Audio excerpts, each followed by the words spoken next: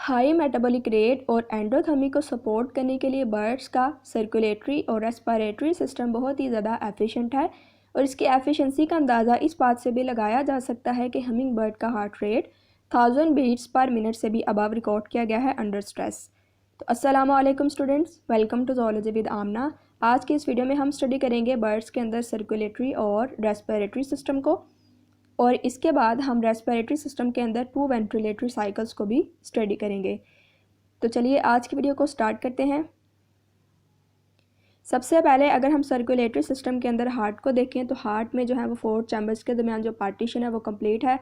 किन के जो एट्रिया हैं वो भी सेपरेट हैं और जो वेंट्रिकल्स हैं वो भी सेपरेट हैं। जैसे हमने रेप्टाइल्स के केस में देखा था कि वेंट्रिकल्स के दरमियान जो पार्टीशन थी वो इनकम्प्लीट थी, जिसकी वजह से वेंट्रिकल्स में ऑक्सीजनेटेड और डी ऑक्सीजनेटेड ब्लड जो था वो मिक्स हो जाता था। लेकिन बर्ड्स के केस में एट्रिया और वेंट्रिकल्स के दरमियान जो पार्टीशन है वो कंप्लीट है। इसी वजह से इनका जो सिस्टमिक सर्किट और पल्मोनरी सर्किट है वो भी बिल्कुल सेपरेट है। सिस्टमिक सर्किट हम इस तरह के सर्किट को बोलते हैं जिसमें हार्ट जो है वो बॉडी से डी ऑक्सीजनेटेड ब्लड को रिसीव करता है और बॉडी की तरफ ऑक्सीजनेटेड ब्लड को पंप करता है। इसी तरह पल्मोनरी सर्किट हम ऐसे सर्किट को बोलते हैं जिसमें हार्ट जो है वो लंग्स की तरफ डी ऑक्सीजनेटेड ब्लड को पंप करता है और लंग्स से ऑक्सीजनेटेड ब्लड को रिसीव करता है।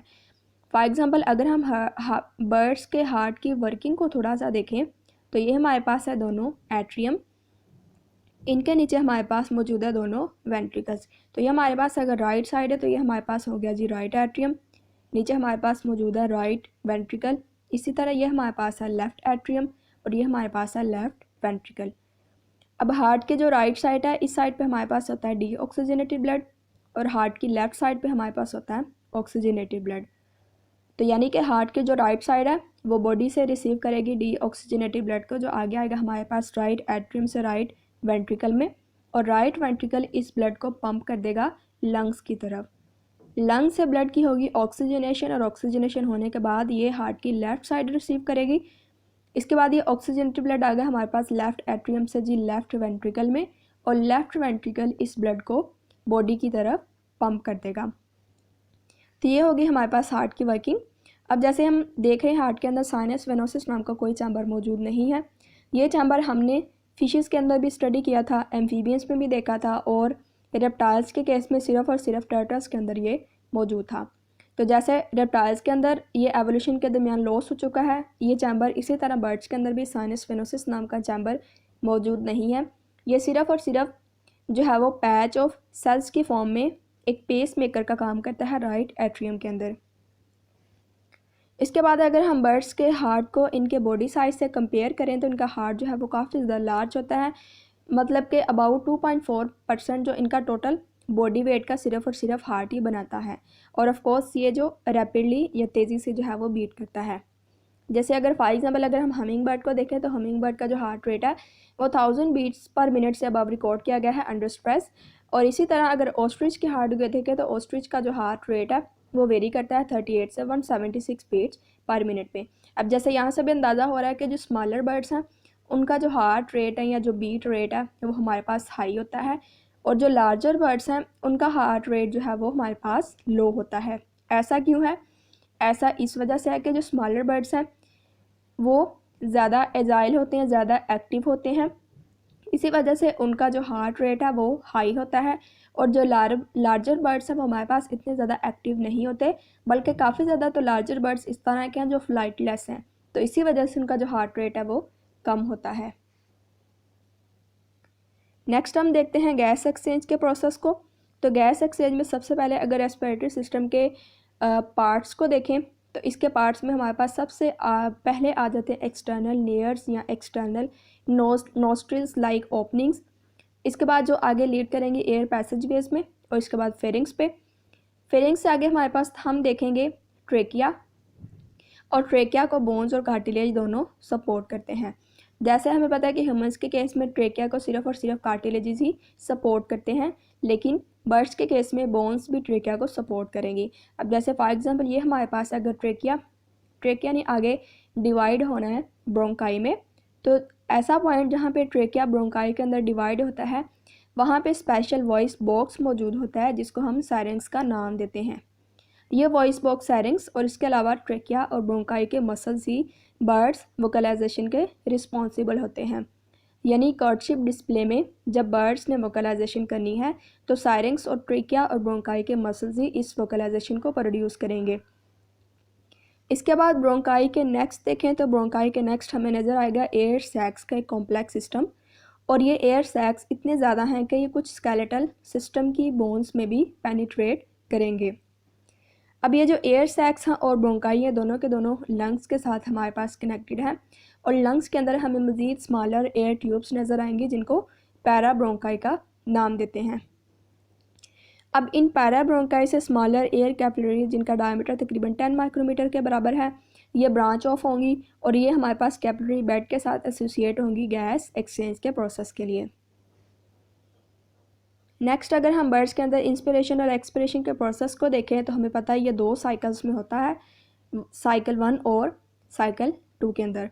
अब सबसे पहले हम देखें इंस्पिरेशन और एक्सपिरेशन हमारे पास होगी थोरेसिक कैविटी का वॉल्यूम इंक्रीज़ और डिक्रीज़ होने से।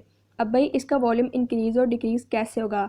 ऑफ कोर्स जो थोरेसिक कैविटी के साथ मसल्स एसोसिएटेड है, फ्लाइट या दूसरी एक्टिविटीज़ के दौरान उनकी कॉन्ट्रैक्शन और रिलैक्सेशन से ही थोरेसिक कैविटी का वॉल्यूम इंक्रीज़ और डिक्रीज़ होगा।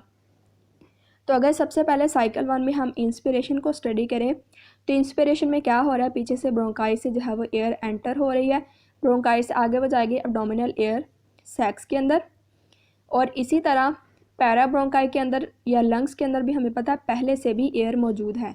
ये एयर हमारे पास जाएगी आगे थोरेसिक एयर सैक्स के अंदर। साइकिल 1 की एक्सपिरेशन को देखें तो हमारे पास जो एयर एंटर हुई थी एब्डोमिनल एयर सैक्स में वो आगे हमारे पास जाएगी पैरा ब्रोंकाई या लंग्स के अंदर। इसी तरह जो हमने देखा था कि एयर इंस्पिरेशन में थोरेसिक एयर सैक्स में गई थी वो आगे हमारे पास थोरेसिक एयर सैक्स से जो है वो आउट हो जाएगी। साइकिल 2 में इंस्पिरेशन में देखें तो पीछे से जो एयर हमारे पास पैरा ब्रोंकाई में गई थी वो आगे हमारे पास पास हो जाएगी थोरेसिक एयर सैक्स में, और पीछे से इसी तरह मज़ीद इंस्पिरेशन से क्या होगा कि एयर जो है वो एब्डोमिनल एयर सैक्स के अंदर आ जाएगी। साइकिल 2 की एक्सपिरेशन को देखें तो हमारे पास जो एयर गई है यहाँ पे थोरेसिक एयर सैक्स में, उसने फाइनली रेस्पिरेटरी ट्रैक को लीव कर जाना है, उसने आउट हो जाना है। तो इस तरह हमने देखा कि एक पर्टिकुलर वॉल्यूम ऑफ एयर कैसे रेस्पिरेटरी सिस्टम के अंदर मूव करता है 2 वेंटिलेटरी साइकिल्स में। इसमें हम ये भी देख रहे हैं कि जो एयर का फ़्लो है वो 1 वे है, मतलब कैसे ब्रोंकाई से जो है वो एयर एब्डोमिनल एयर सैक्स, इसके बाद पैरा ब्रोंकाई और थोरेसिक एयर सैक्स, उसके बाद आउट, यानी 1 वे में फ़्लो कर रही है, 2 वेज में फ़्लो नहीं कर रही एयर। इसी 1 वे फ़्लो की वजह से हमें पता है कि भाई रेस्पिरेटरी सिस्टम ऑफ कोर्स बहुत ज़्यादा एफिशिएंट है और बर्ड्स के अंदर ऑक्सीजन कंजप्शन का रेट भी बाकी वर्टिब्रेट्स के मुकाबले में ज़्यादा है। अगर बाकी वर्टिब्रेट्स में हम वेंटिलेशन को थोड़ा सा स्टडी कर लें तो वेंटिलेशन जो है वह एक्सेलेशन के प्रोसेस में इंटरप्ट होती है और यहाँ पे 2 वे हमें एयर का फ़्लो जो है वो नज़र आएगा। इसी वजह से क्या होता है कि वर्टिब्रेट्स में जो है वो काफ़ी ज़्यादा डेड एयर जो है वो लंग्स के अंदर रह जाती है, लेकिन बर्ड्स के अंदर एयर सैक्स और पैरा ब्रोंकाई की वजह से डेड एयर की जो क्वांटिटी है वो बहुत ही ज़्यादा कम होती है। इसी रेस्पिरेटरी सिस्टम की एफिशिएंसी की वजह से बर्ड जो हैं वो हाई एल्टीट्यूड्स पर मतलब काफ़ी ज़्यादा ऊंचाई पे फ्लाई कर सकते हैं। जैसे फॉर एग्ज़ाम्पल माइग्रेशन के दौरान बार हेडेड गीज़ जो हैं वो हिमालय के पीक से भी अबव की हाइट यानी 9200 मीटर्स पे फ्लाई कर सकती है। और अगर हिमस को देखा जाए तो हिमस अगर भाई 2500 मीटर की ही हाइट पे चले जाएं तो इससे ज़्यादा हाइट पे जाने के लिए उनके पास आउटसाइड सोर्स है यानी ऑक्सिलरी ऑक्सीजन जो है वो मौजूद होनी चाहिए। तो स्टूडेंट्स ये थी आज की वीडियो। अगर आपके इसमें से कोई क्वेश्चन है, कन्फ्यूजन है तो आप मुझे कमेंट के अंदर पूछ सकते हैं। अगर आपको वीडियो अच्छी लगी तो मज़ीद इन्फॉर्मेटिव वीडियोज़ के लिए चैनल को सब्सक्राइब करें। नेक्स्ट वीडियो तक के लिए अल्लाह हाफिज़।